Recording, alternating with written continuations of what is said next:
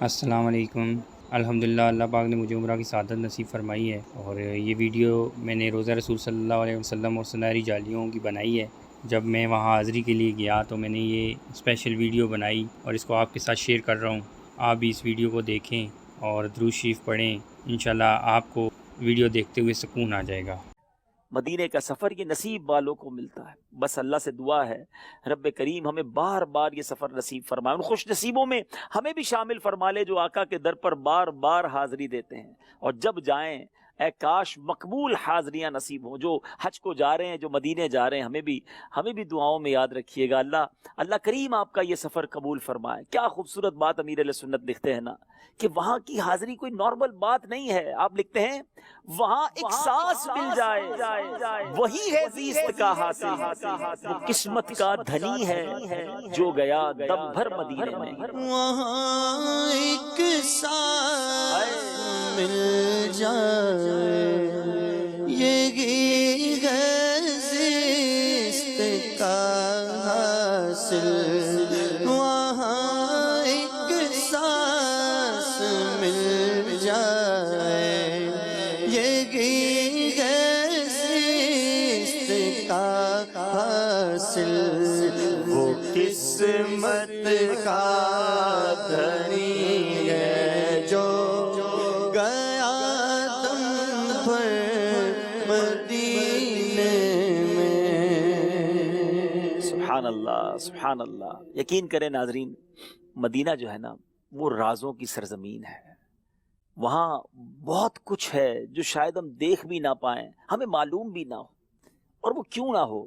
ذرا سوچئے نا، جس کے سبب یہ کائنات بنائی گئی ہے، جو یہ ساری کائنات کی وجہ تخلیق ہیں، وہ آقا مدینے میں ہے، جس کے در پر 70,000 فرشتے صبح حاضری دیتے ہوں، 70,000 فرشتے شام حاضری دیتے ہوں، تمام اولیاء، اقطاب، غوث، کتب، ابدال، سب کی کہتے ہیں نگاہ مدینے کی طرف ہی ہو، سب کو فیض جہاں سے مل رہا ہو، اس شہر مدینہ کی، اس دربار مدینہ کی روحانیت کا اور برکتوں کا عالم کیا ہوگا۔ ذرا اس واقعے کو سنیے۔ حضرت سیدنا ابراہیم خواص رحمۃ اللہ تعالی فرماتے ہیں، میں ایک سفر میں شدت پیاس سے بےتاب ہو کر گر گیا، کسی نے میرے منہ پر پانی چھڑکا، میں نے آنکھیں کھول دی تو کیا دیکھتا ہوں کہ حسین و جمیل خوبصورت بزرگ گھوڑے پر سوار ہیں، اور انہوں نے مجھے پانی پلایا اور فرمایا میرے ساتھ سوار ہو جاؤ۔ ابھی چند ہی قدم چلے تھے تو بزرگ مجھے کہتے ہیں دیکھو کیا نظر آ رہا ہے۔ میں نے دیکھا تو مدینہ منورہ نظر آ رہا تھا، میں حیران ہو گیا۔ فرمایا اتر جاؤ اور ایسا کرنا، پیارے آقا علیہ الصلوۃ والسلام کی خدمت میں سلام عرض کرنا، اور یہ بھی عرض کرنا کہ خضر نے بھی آپ کی بارگاہ میں سلام عرض کیا ہے۔ گویا وہ حضرت خضر علیہ السلام تھے۔ اللہ اکبر۔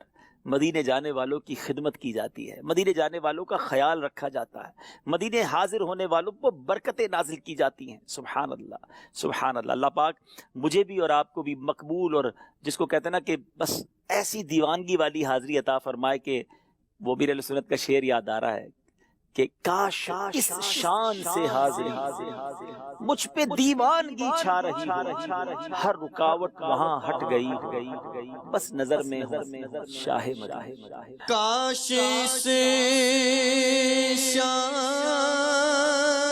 سے حاضری ہو، مجھ پہ دیوانگی چھا گئی ہو، ہر رکاوٹ وہاں ہٹ گئی ہو، بس نظر میں ہو شاہ مدینہ، بس نظر میں ہو شاہ مدینہ۔ یقین کرے ناظرین، یہ جلوے آج بھی عام ہیں، آج بھی کرم کے دریا بہ رہے ہیں۔ شاعر لکھتے ہیں نا، آنکھ والا تیرے جوبن کا تماشا دیکھے۔ دراصل ان جلووں کے لیے آنکھ چاہیے، وہ کیفیات چاہیے، وہ رکت چاہیے۔ کرم تو آج بھی فرماتے ہیں، آنکھ والا تیرے جوبن کا تماشا دیکھے، دیدہ کور کو کیا آئے نظر، کیا دیکھے۔ آنکھ والا تیرے جو بن کا ہائے ہائے، تماشا کوئی کمی سرورا تم پہ کروڑوں درود، آپ کے سوا ہے کون؟ ہم مانتے ہیں مجرم ہیں، ہم خطا کار ہیں، ہم نے آپ کی بہت ساری نافرمانیاں کی ہیں، مگر حضور آپ کے سوا کوئی ہے بھی تو نہیں نا کہ جس سے معافی مانگ لے، جس کے دامن میں چھپ جائے۔ اپنے خطا واروں کو اپنے ہی دامن میں لو، کون کرے یہ بھلا؟ تم پہ کروڑوں درود حضور۔ کوئی لفظوں میں کیسے بتا دے ان کے رتبے کی حد ہے تو کیا ہے؟ ہم نے اپنے بڑوں سے سنا ہے صرف اللہ ان سے بڑا ہے، وہ جو ایک شہر نور الہدا ہے، جلوہ گاہوں کا ایک سلسلہ ہے، جس کی ہر صبح و شمس و ضحیٰ ہے، جس کی ہر شام بدر و دجا ہے، مستقل ان کی چوکھٹ آتا ہو، میرے معبود یہ التجا ہے۔ کوئی پوچھے تو یہ کہہ سکوں میں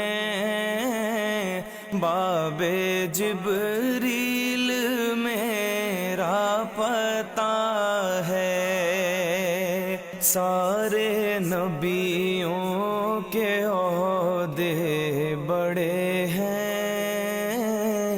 لیکن آقا کا منصب جدا ہے، وہ امام صف انبیاء ہیں، ان کا رتبہ بڑوں سے بڑا